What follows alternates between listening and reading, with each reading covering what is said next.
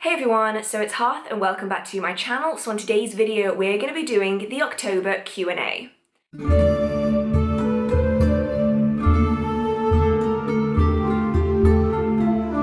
Now for any of you that have been on this channel for a while, you will likely know that every single month I do a live stream on YouTube where I take all of you guys' questions and I spend like 4 to 6 hours and I try to answer as many of them as I can and just have a really good chit chat and natter with some of you guys. And I've been doing this now for over a year. I think I'm on live stream 22 as of November this year. So I've been doing this for a long time and I've never really had any major technical issues, but this October I tried to do the live stream, I think last week on the 18th, and it failed just miserably. My internet just couldn't cope. So I went over to Instagram and asked you guys over there what kind of questions you would like me to answer, and did you have any burning questions that you wanted to be included in this pre-filmed video, and I'm going to be answering them today. So I actually kind of really like this format, so if you would like to see me do more kind of pre-filmed Instagram Q&As, feel free to follow my Instagram. The handle is at the bottom of the screen. I don't post much witchcraft content over there. I mainly just post a bunch of like personal things and photos of walks and stuff I've been on and pretty plants. That's kind of my Instagram aesthetic, is just pretty plants, but I will be doing some more of those Q&As on Instagram and also on Instagram but for YouTube, if that makes any sense. Now I don't actually know how many questions I got. All I know is that I got so many that I stopped counting. So I definitely am not going to be able to get through all of them in this one video because I'm not planning on making this video 6 hours long like the live streams sometimes are. So I might end up splitting this Q&A into a few different videos, maybe 2, to try to answer as many of the most frequently asked ones as I can. So let's get started because this is going to take me a really long time, I suspect. So the first question is, do you have any tips for finding local witch communities such as meetings, etc.? So this is a really commonly asked question. I find a lot of people really struggle to find in-person communities. Now, of course, with everything that's going on in the world, I will say that if you are planning on going out and meeting up with people, that you do so safely. But there are lots and lots of different ways that you can meet up with fellow practitioners in lots of different forms. So the first are things known as moots. Now they're often referred to as pagan moots, Wiccan moots. Now these are events usually that take place in pubs and other drinking establishments. So please only go to these if you are of age, but sometimes they do allow people not of drinking age into the vicinity as long as you are solely going to the moots. So I think it's important to check with the organizer to make sure that you can go if you are not of drinking age. But essentially these are places where every single month on one day out of that month, so it's usually say the first Thursday of the month or the third Monday of the month, you might gather together in this pub at a certain time and just chat with other members of the pagan community. You also often find that these are advertised a lot on social media. So often if you type into Facebook, for instance, your local area pagan moot or your local area moot, and you'll often find that a whole bunch of them come up. I know that in my area there's at least 3 or 4 pagan moots that go on every single month in like 4 different towns surrounding me. So there are a lot, especially in England. I suspect that there are also a lot over in North America. In other countries, not quite so sure. But they aren't just for pagans. Essentially they use the term pagan moot just to kind of gather people from all over. So you'll often find that there will be just general pagans there will be specific pagan traditions that join, there will be witches that join, druids, etc. It's usually kind of a giant conglomerate of a bunch of different practices, and you get to chat with people and make friends, and of course you get to drink if that is kind of something that you want to do. If not, a lot of these moots will also do kind of evenings where someone will come in and do a talk.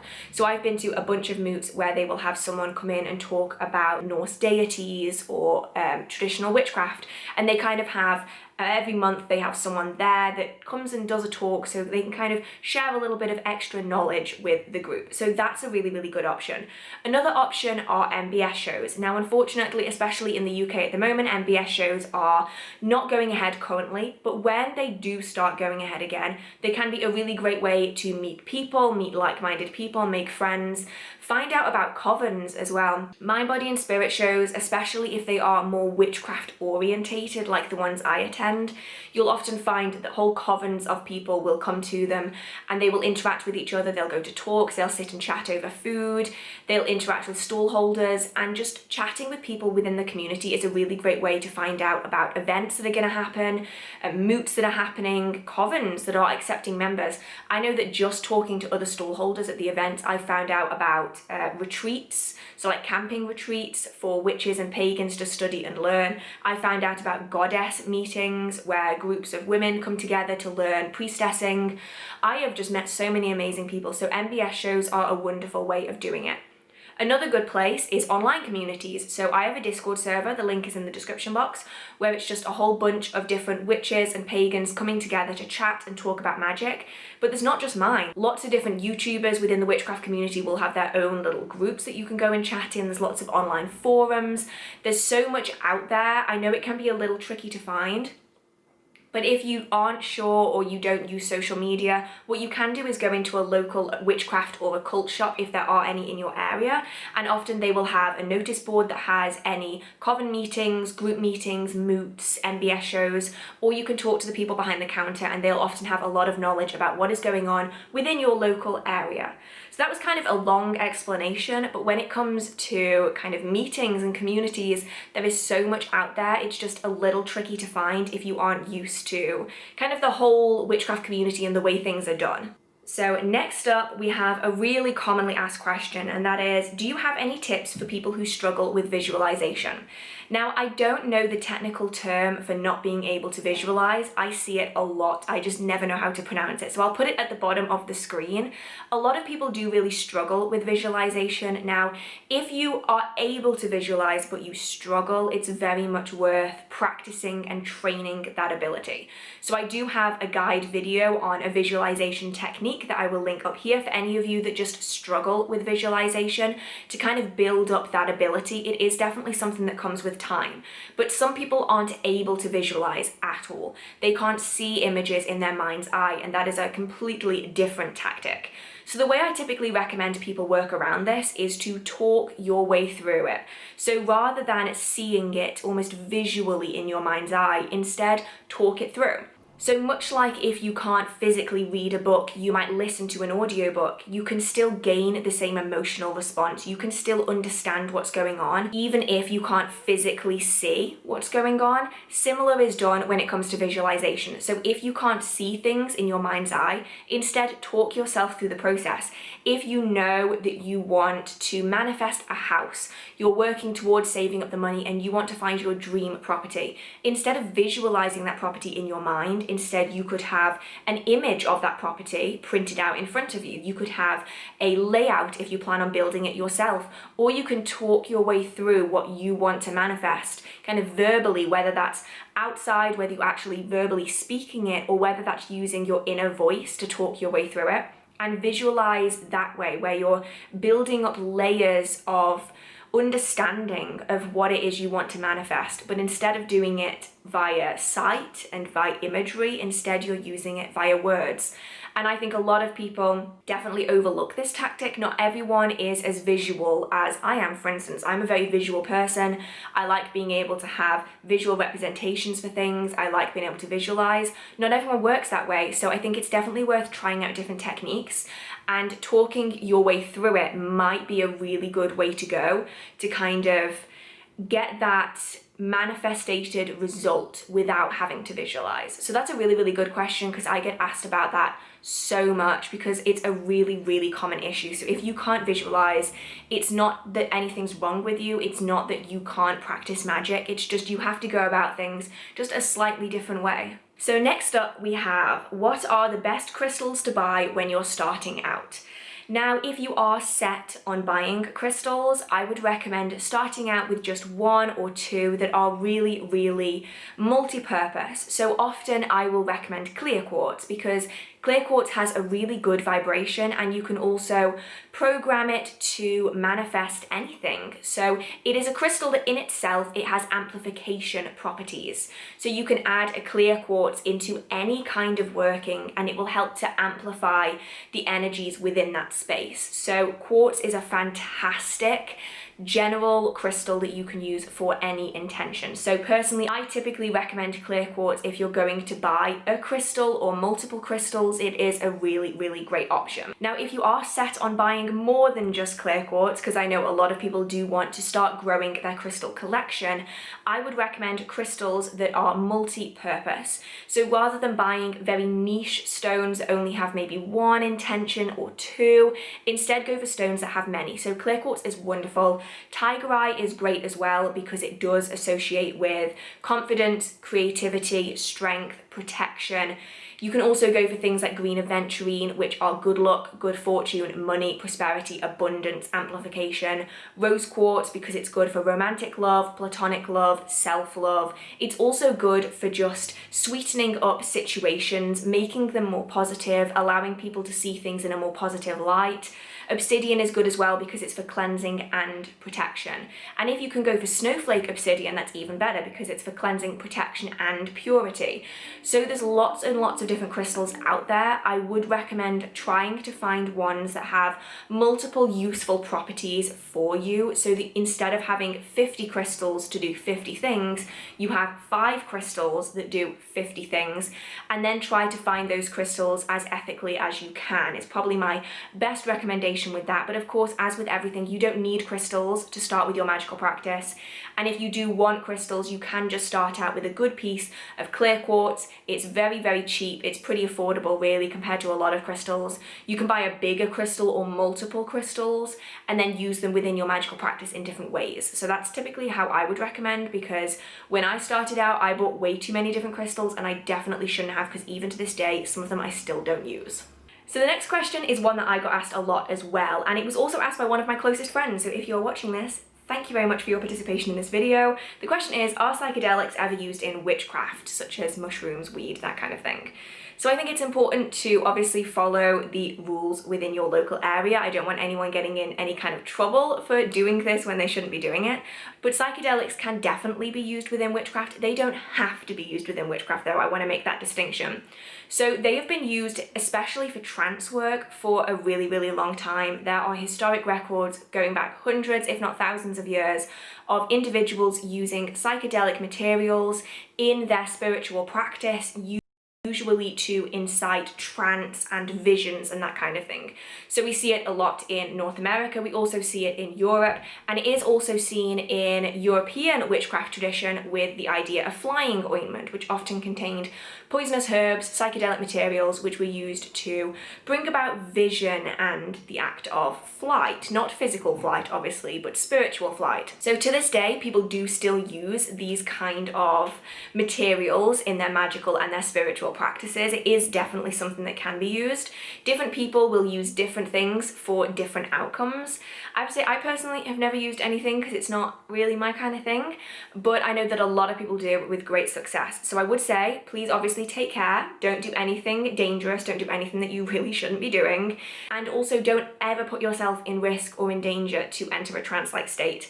There are lots and lots of ways of entering trance-like states. This is not the only way. So if you would like to work with trance work but don't necessarily want to use psychedelics, you definitely don't have to. There's lots of different techniques for getting into trance states that don't require psychedelics. So take that as you will, but that was a question that I got asked a lot, and there is a lot of history of these materials being used within spiritual practice and also magical practice and manifestation as well. The next one is, how do I keep up with my practice when my mental health is bad?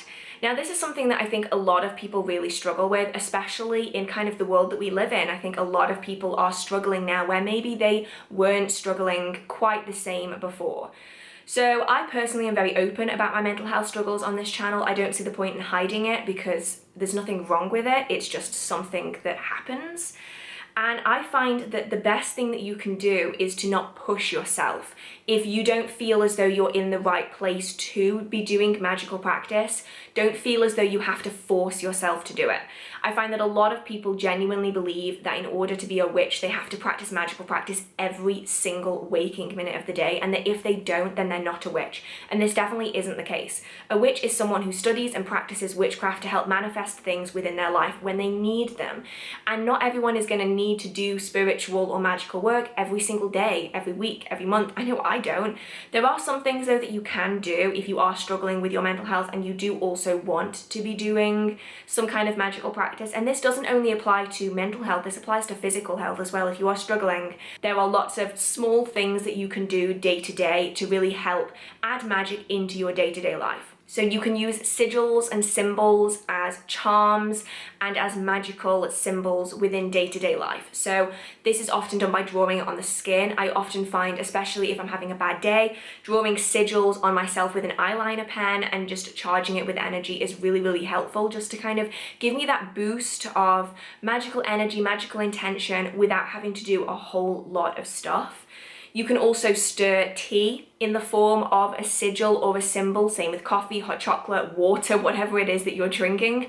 You can imbue that with energy either by using certain ingredients, so you can often practice tea magic where you're using certain types of tea, different types of coffee, different types of sweetener, flavorant to add energy into that drink. So even if you're just making a cup of tea, you can make it magical that way.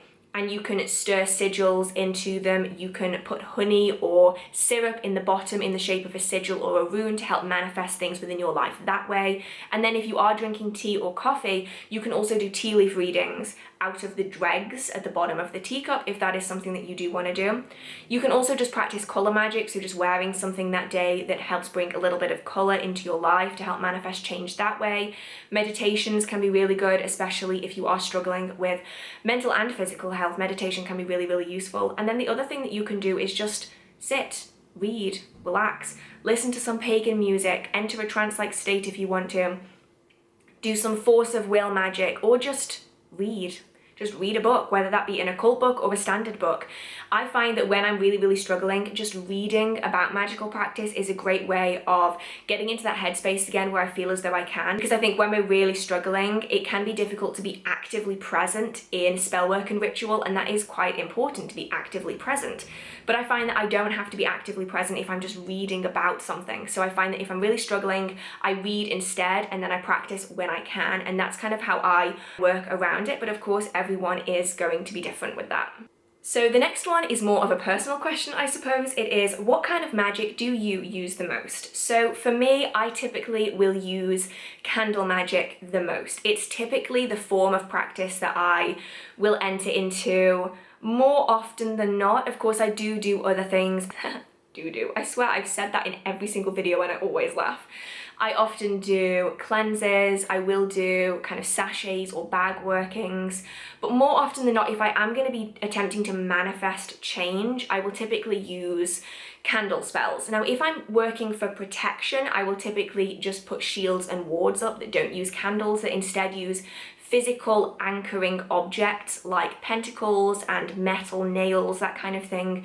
But if I am planning on manifesting things, I do typically always go for candle magic, and typically longer term candle magic. So 7-day candles or just larger pillar candles that I carve is typically the kind of practice I end up doing. Next up, we have a Book of Shadows question. This time it is, how do I start a Book of Shadows, especially with no friends to practice or learn with? So when it comes to a Book of Shadows, it is a personal journal. So you don't need to have anyone else around you that also practices in order to start a Book of Shadows. But to start a Book of Shadows can be a little bit intimidating if you have no idea what you're doing. So typically I always start mine with just some correspondences are typically really good, especially if you are new and you don't have them memorized yet. So day of the week correspondences, time of the day correspondences, color correspondences can be a really good place to start. And then it's a case of adding in any spells or workings that you've tried or that you want to try, that you've altered or that you are currently practicing, and just kind of start slowly adding in. And although at the start you might find that it's really difficult to figure out what to put in first, you'll often find that really quickly the pages will just start filling up.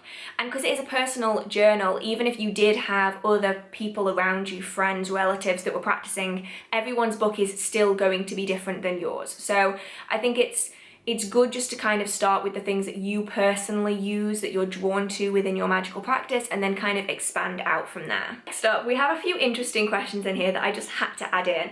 If you were stranded on a desert island, what 4 witchy items would you take with you?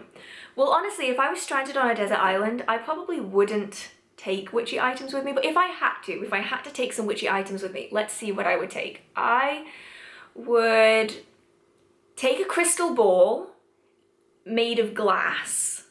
And there's a reason for that. So I don't necessarily use crystal balls within my magical practice, but it is a very practical item to use to start fires. So if you have crystal balls, please make sure that you don't store them in windows and that you keep them covered up. It's not really for much of a spiritual reason, but mainly because crystal balls, they do magnify sunlight. So a lot of people have caused house fires by keeping crystal balls in windows because they will kind of magnify and direct that light onto a specific area. So I would take a crystal ball with me because it looks really cool and I can help start fires with it. Like for like campfires and stuff. If I was stuck on a desert island, like desert islands get cold, so I'm gonna need a fire of some kind. I would take rosemary. I'm thinking way too deeply in this. I'm like going way too deep into this like thought process. I would take some rosemary with me because it's one of my favorite herbs to work with. I love the smell of it. I love the taste of it. I love the energy of it. And if you have to catch your own food, you're gonna want it to be seasoned with something. So I'm gonna take some rosemary with me because I love rosemary and it's very practical. I would take a book with me, at least a book. I'm not certain which book I would take, but I would take at least one book with me because if I can't read, I'm going to go completely stir crazy. And I can also use the paper for kindling. And I would also take an altar cloth because that way I don't have to sit on the sand all of the time and I can actually sleep, without getting sand everywhere. Not quite probably the answers that you were expecting me to give, but I think those would be the most practical items if I was stuck on a desert island. So you're probably going to notice throughout this entire video that I keep slightly changing positions, and that is because my camera keeps dying because the battery is failing. So apologies if I keep moving around, that is why. But the next question is, what is the most important thing you have learned through your witchcraft practice? Now, for me, it's not so much like a piece of information regards to witchcraft. It's something that I've learned through practicing it, and that is that everyone is going to be different. And I think a lot of people go into witchcraft and they want to learn the one correct way to do witchcraft. And simple fact is that there isn't one. There's lots and lots of people who don't like witchcraft, and you just have to kind of be okay with getting the mean comments and the mean words and all that kind of stuff.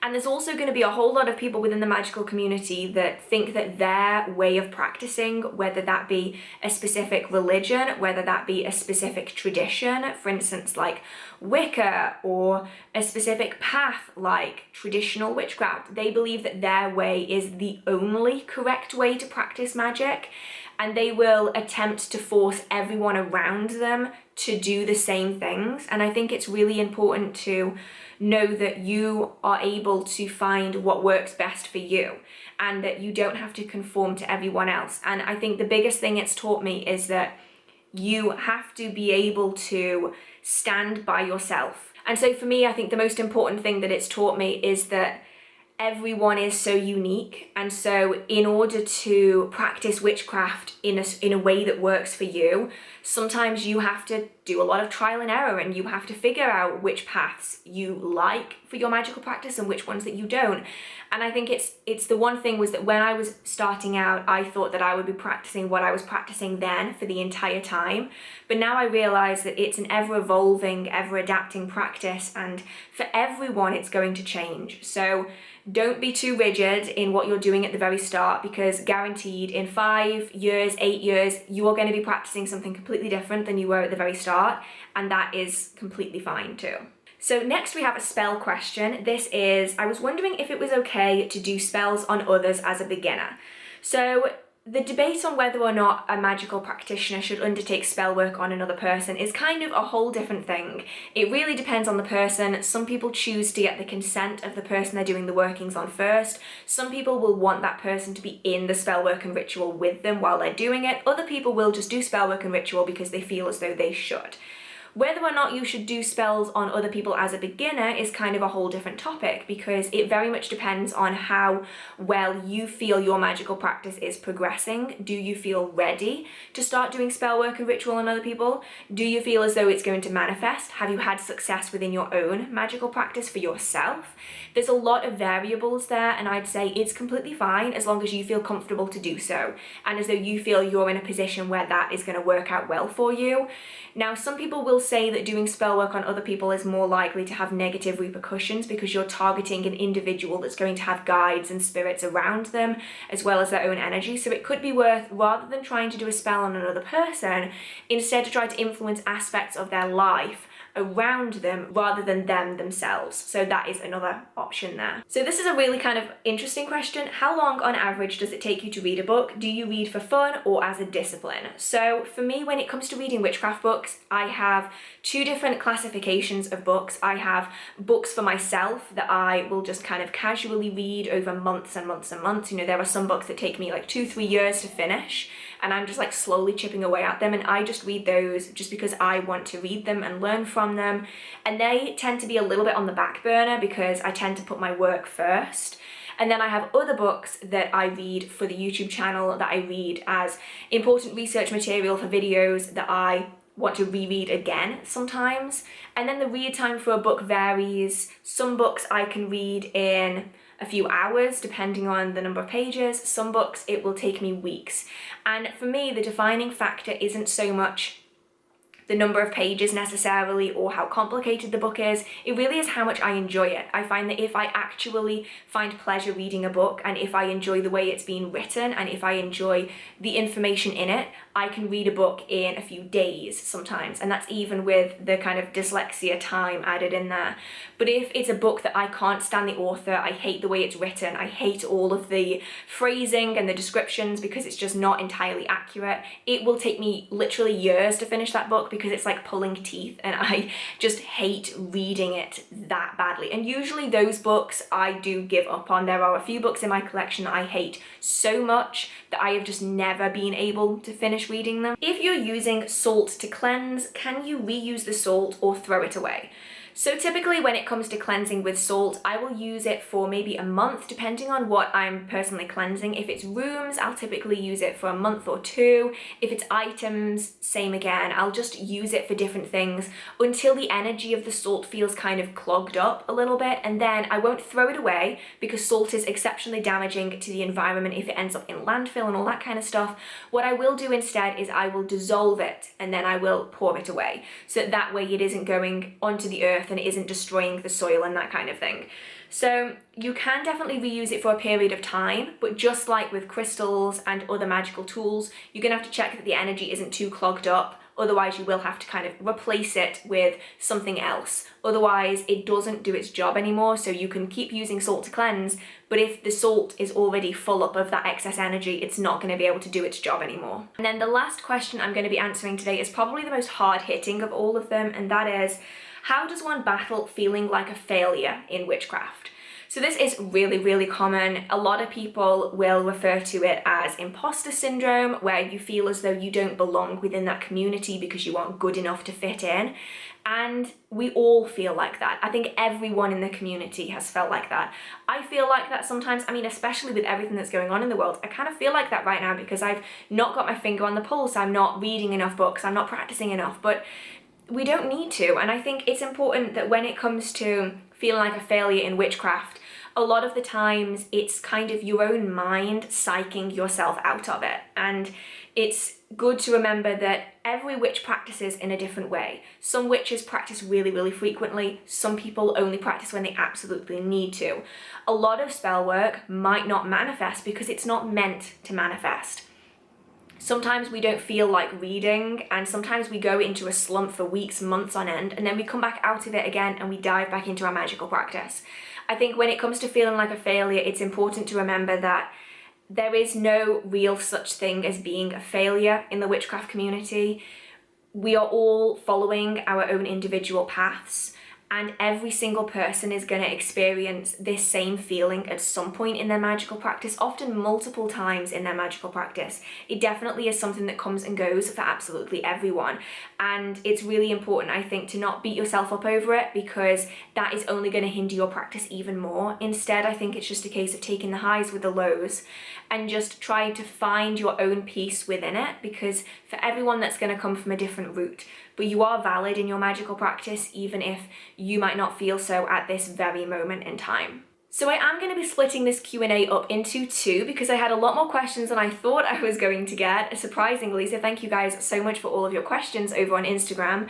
And so I'm going to be posting this half of the video today, and then a second half at a later date. If you did enjoy this, feel free to give it a like. It really, really means so much to me. If you do have any other questions, feel free to put them down in the comment section, and I might add them onto the next live Q&A, or just the next pre-filmed live Q&A. I'm not quite sure yet.